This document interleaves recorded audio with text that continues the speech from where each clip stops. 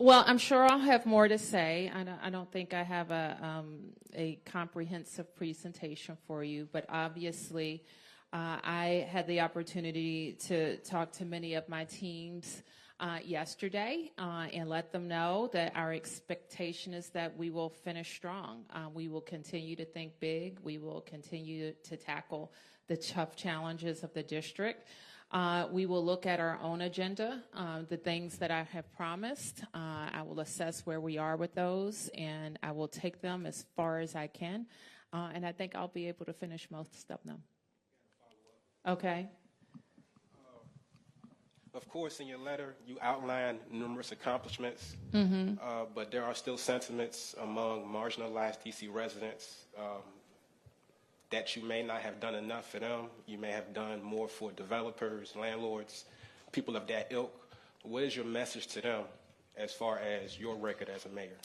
Well, I would tell them to check the record because it's pretty clear. And when I look back and the promises I made, I just mentioned in the larger room for Ward 8, when I started running, a lot of people were skeptical in Ward 8. They told me then that, are you just going to come around at election time and we're never going to see you again? And I made a commitment to myself then that no one would ever be able to say that about me. I don't just go around at election time, and I have kept my promises. When we tally up, when I became mayor, there was literally nothing happening at St. Elizabeth's. An anchor had been promised that had fallen out. The project stalled. And we went in and decided that we had to be the first in. And that's when we built the sports and entertainment complex at Congress Heights, soon followed by hundreds of units of housing, Whitman Walker Clinic, home ownership opportunities, and now a brand new hospital. So over $1 billion has just been invested in Congress Heights alone. I look at our food access grants, and we hadn't been able to attract fresh food or dining in Ward 8. And that grant has just changed all of that, and we have been able to attract both sit-down dining and grocery. We'll be opening new libraries, investments in recreation centers as well. We've also driven down unemployment. And so when people say, like, well, what are you doing? I've always said our job is to attract opportunity and make sure we match people to it. In 7 and 8, I think when I became mayor, the unemployment numbers were over 11%. Before the pandemic, we got it below 10%. I think we're still below 10% in Ward 7 and 8. That represents more people having jobs to afford housing and afford taking care of their families. We've opened as well an infrastructure academy that not only train people, but put people in real jobs. Do we have more to do? Yes, we have more to do in the city. We have more to do in this nation to close gaps between the haves and the have-nots. But I think we move the dial when we make sure that our systems are set up to help people get a good job, a life-sustaining job, and take care of themselves and their families in the district. So, as I said, we have built a foundation. Others will build upon it, but I'm proud of the work we've done. Yep. Good afternoon, Mayor. Good Felicia afternoon. Ashley, ABC 7. Your father was heavily involved in civic engagement. What was it like for you to carry on his legacy through your time as mayor and your decades serving? And if you're open to sharing what you're considering as next. Well, for some of you knew my dad. My dad was in the first class of ANC commissioners elected. He served a bunch of years. I don't even know how many, over 20. He chaired his commission, he chaired his civic association. And as a child, I went to a lot of meetings with him and just really soaked it up. My father loved that I was mayor. He did. He loved it. He loved it more than anything. Facts. He loved it. And I just think that he would be very proud. He was proud. And a friend told me, somebody who worked for me on my first campaign and was out knocking on doors one day, and I was joining later, so he had been out before me. And he said, who is your dad? I said, what do you mean? He said, I've been knocking on doors and people know your dad. And I said, yeah. So I told him my dad was, and he said, he left a good name for you out here. So that's what I live up to. Yeah. CNN. Would you be able to tell us to what extent President Trump's law enforcement surge over this past summer might have impacted your decision not to run again? It didn't. Is there anything about that situation, looking back, that you feel you could have handled differently? Well, what I know is we faced unprecedented action by a president.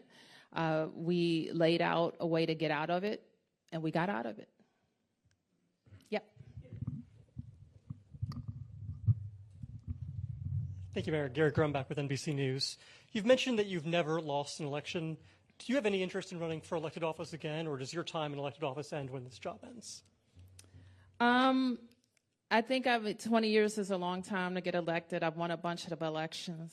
So not only, probably people can say they've never lost an election, but I've run a bunch of them.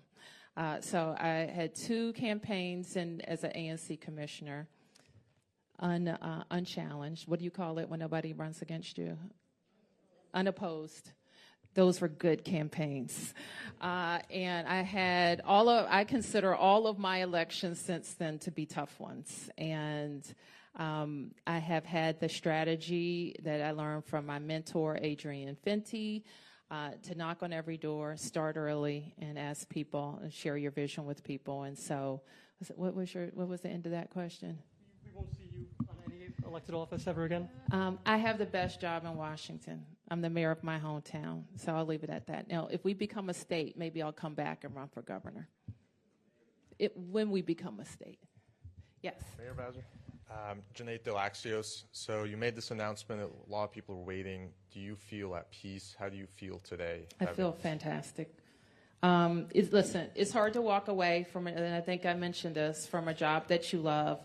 People have afforded me 12 years, and that's been good for us, but I think it's been good for the city to have some continuity and leadership across really complicated issues. Where's Rachel? Rachel Pierre is here. Her predecessor served for 10 years at DHS. I think that's unprecedented in D.C. government. And Rachel was there for a good part of that time, if not the whole time. And so now that continuity of a leadership is going to allow us to continue to push down rates of family homelessness and continue programs that we started and finished. The benefit of a long tenure is that there are things that you can start and finish. And I think we have been able to do that in a lot of cases. Well, just ask, a lot of people will remember you for your sports accomplishments. Yes. Is there anything? Is that your legacy, or are there other things you would also put as high as RFK Stadium and the downtown sports? It's hard for me to rank things, and I think people's memories can be short, so they'll pick a few things, but I think I'll be remembered for a lot of aspects of my kind of mayoral personality. And, I know that includes being a sports mayor. I hope people will remember us for our housing efforts, because I really do think they're unprecedented, building or helping to produce 36,000 units in less than 5 years. I think people regard me as a mayor concerned about fiscal responsibility and being a good steward of the government's money. I think people will regard me as a mayor who can get deals done on both sides of the aisle, and I think all of those things are true. I think that being a sports mayor in the sports capital, we didn't start off that way, and by 2030, we'll have every professional team, including our women's teams, in the boundaries of the District of Columbia. So I think that cements us as the sports capital. Yep. Okay, here, I think we're coming here. Okay. Thank you. Alex Coma, WAMU. You won't be on the ballot next year, but for the people that are, they're wondering whether ranked choice voting will be in effect. I know Councilmember Felder has introduced a bill that would order a needs assessment, maybe delay this out from the primary. Do you think that's a good idea? Would you support a ranked choice voting delay? I don't know that I have a say in a ranked choice voting delay. It was an initiative that I did not support, and I think the Board of Elections is independent from my office, and they have. I have to tell you, I didn't get a chance to hear the testimony, so I'll have to get caught up on where the board stands. And if the council, I would talk to council members to see where they are with that. I think it's a big thing to deliver by June, especially given the state of play. And it's a lot for, I think voters are going to have an open mayoral seat. I don't think there's been one since since Mayor Williams, and you have a lot of movement on the council. So I just think that the most important thing is that we have a glitch-free election, that people have an opportunity to get to know candidates, because there could be a lot of them in a short period of time. Yes. Hi, Kate. Well, given the unique structure of the district and this current administration, what would be your advice to your successor on threading that needle of advocating for the people of D.C. and dealing with what you have to deal with both in the White House and on Capitol Hill? I don't think they're mutually exclusive. I think with every relationship, and I think we've had the opportunity to deal with every iteration, a Democrat in the White House, a Republican in the White House, a Democratic speaker, Republican speaker, Democrat Senate majority. So we've dealt with every iteration. And I have to tell you, I don't think our approach has been different. We tell them who we are, we keep coming, we tell them how they can help, and we tell them how they can stay out of the way. They don't always listen, but that's always our approach. And my advice is just that the mayor of the district is always going to have a unique relationship with the president and the Congress until we become a state. Yes. Rafael with WSA9. Mayor, no comprehensive plan, and we love your slideshows, but with some priorities that you might have in the next 12 months, and then also, have you heard from anybody on Capitol Hill or from the White House after your announcement yesterday? Not directly, but Representative Comer, Chairman Comer, sent a lovely statement I thought was very gracious. I watched a video of the president's remarks, and I think that's what I've heard so far. I talked to Senator Also Brooks. And then I know you said no comprehensive plan with priorities that you have in the next 12 months. Well, I think I outlined them broadly. I'll talk more specifically about it in another time. Yep. One second. Muriel Carbone with DC News Now. I know that you've said that home rule, statehood, achieving statehood is the North Star. You've been in this fight for a while now, and obviously that hasn't been achieved. Do you see a time and place where DC ever actually becomes a state? I do. And when people ask me how close we are to statehood, I always say this close, because that's how close we are to statehood. It's going to take the right makeup of the Congress. I personally think it will take a specific carve-out from the filibuster for certain types of votes. I call them democracy votes, the types of things that would make the democracy stronger. Making D.C. a state is one of them. Making sure we deal with redistricting, and that's another one. So the things like that, I think, deserve a limited carve-out from the filibuster. To get over 60 votes in the Senate is uphill. But listen, there could be a wave. There could be a sweep. And this is what we've done that wasn't true not the last time, but one of the times that we had all houses was not only is D.C. ready, we have a new constitution, we have more support in the Congress than we've ever had. And we have a referendum for D.C. voters that says over 80% that this is what we want. The nation now sees the problem. I think the nuanced difference that I have witnessed in my tenure is that we've always talked about statehood, about how it hurts us in D.C. We don't have representation. We don't have autonomy. What the nation sees is we don't have the 2 senators that would make our policy objectives nationally more palatable. Tom. Tom Sherwood from WAMU Politics Hour and Dream City Podcast. You said you've been strategic dealing with President Trump and his assaults on the District of Columbia. Some of your worst critics, or many critics of yours, say that you have not spoken up enough about ICE and the Border Patrol and their attack on the district citizens. And that would you, now that you're not running for re-election, do you feel any more freedom to speak up about the attack on district citizens when it comes to these federal officials who are masked, unmarked cars, and grabbing people off the street?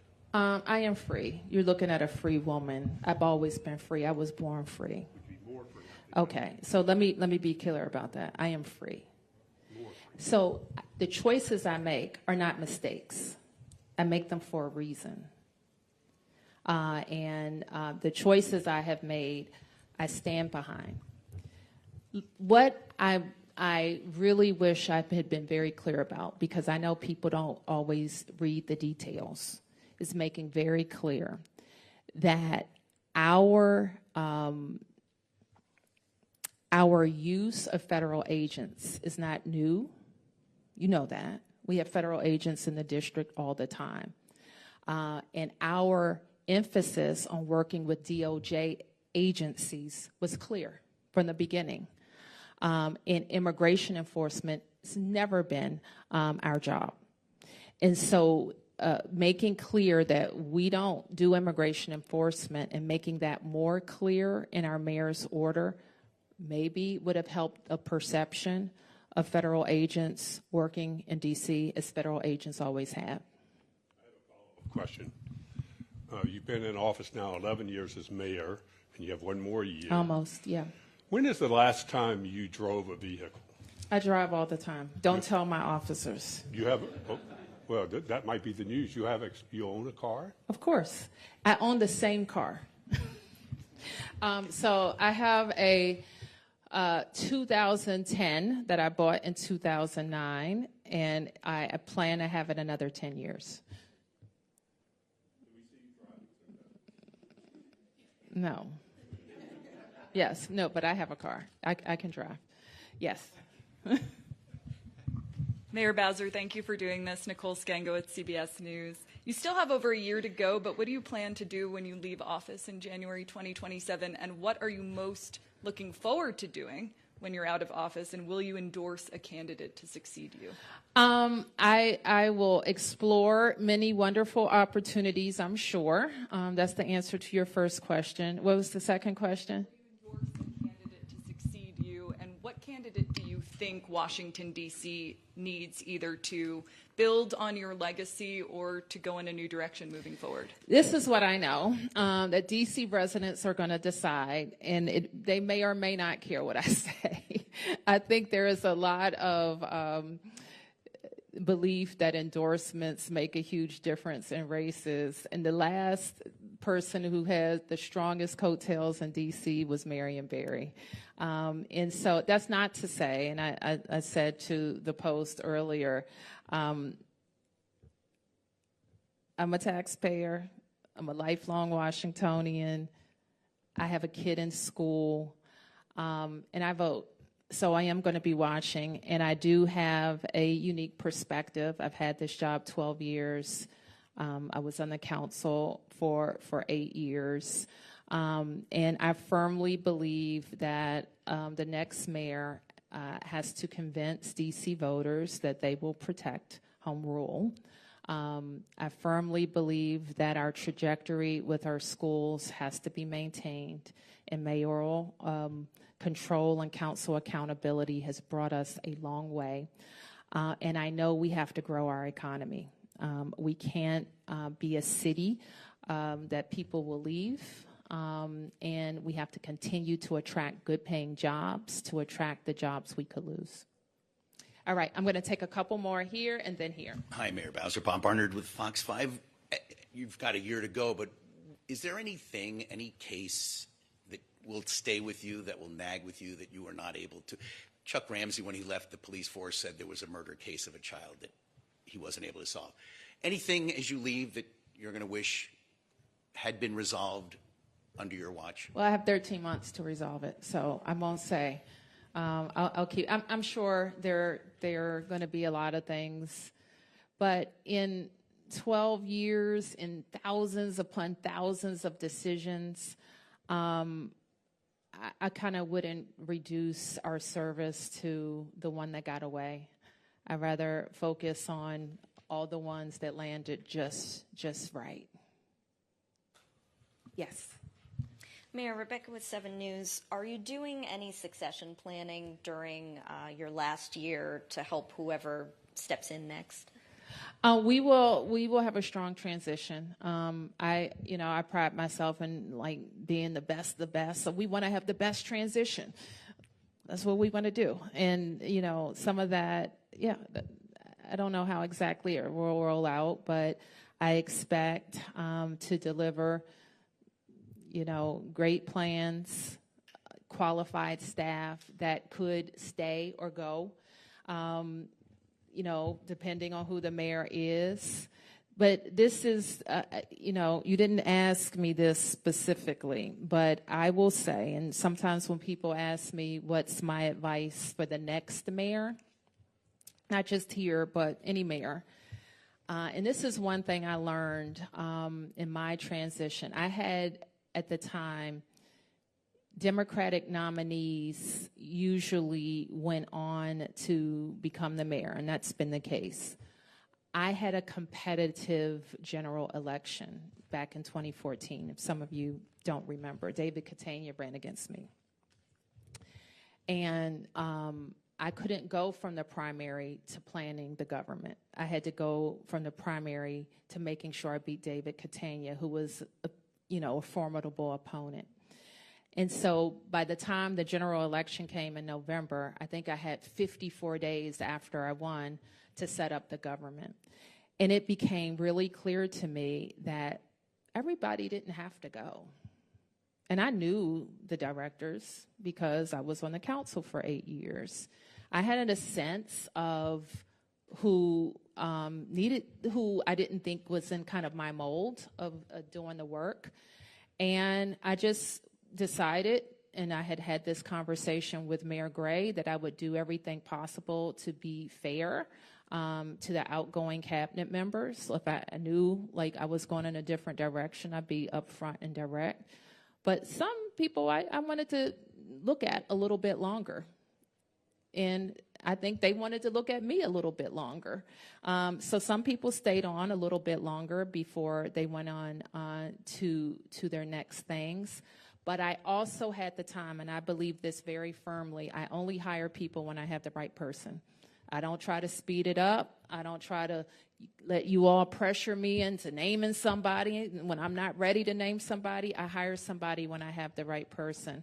So that would be my biggest advice. We have very talented people who love government, know the city, and deliver for this city.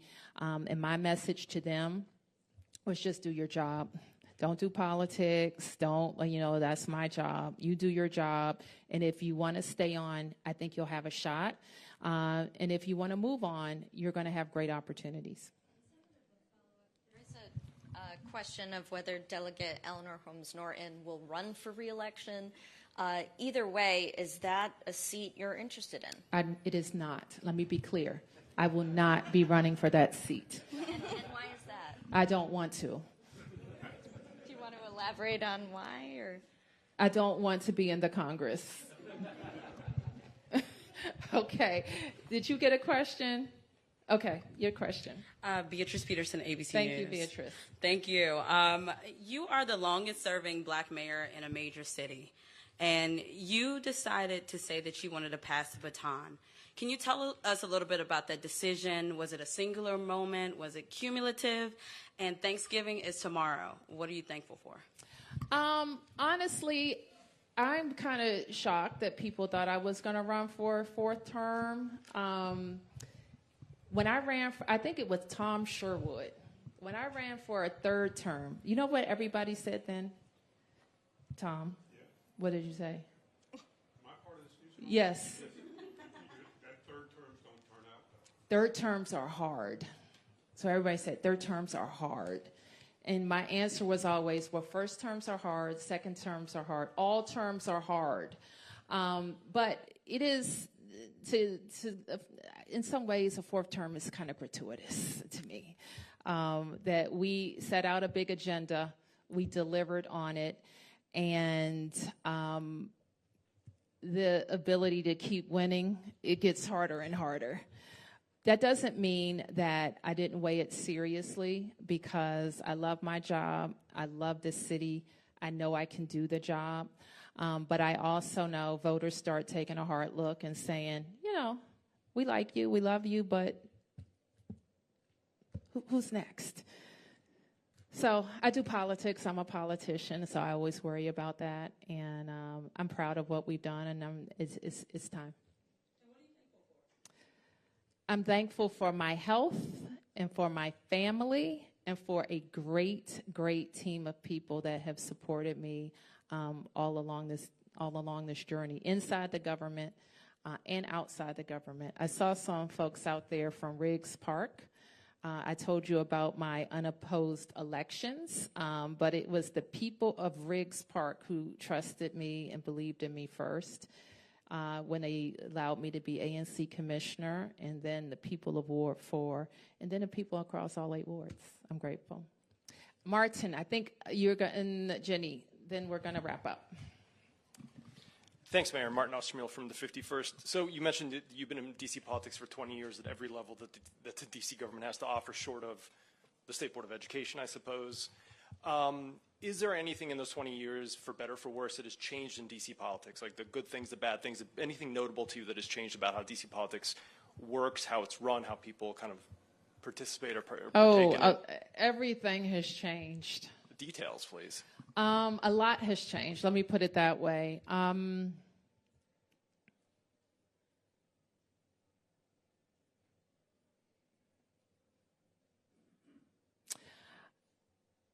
I mean, I think kind of the campaign nitty-gritty has changed from, I don't know, there have probably been 10 different fundraising changes in the time that I've been campaigning, at least. There's public elections, public financed elections, which I think you're seeing a lot of people get in races. I think, there should be some analysis about that. It's good when everybody runs. It's not good when people take public money and drop out or don't get enough petitions or collude with each other. So I think some of that we need to take a look at. I think that the party structure is a little bit different than it was when I started running. And I think if ranked choice voting emerges, it'll be a huge difference in how voices, I think, are counted in the city. I think some voices will be diluted. Thank you, Mayor. Jenny Gathert from the Washington Post. Just 2 quick questions. RFK is obviously a legacy achievement for you, but it won't be implemented by the time you're out of office. You'll still be sort of the nitty-gritty details of getting that actually done will be passed off to the next administration too. What would you feel good about in terms of like what you would leave the next administration? What's the goal there in terms of like what needs to get done, you think, in your mind before you leave office there? And then second, on a lighter note, what's something that you don't have time to do right now or can't do right now as when you're mayor that you're looking forward to doing when you're not anymore?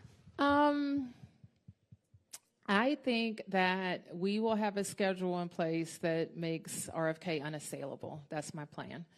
And I think we're on that path.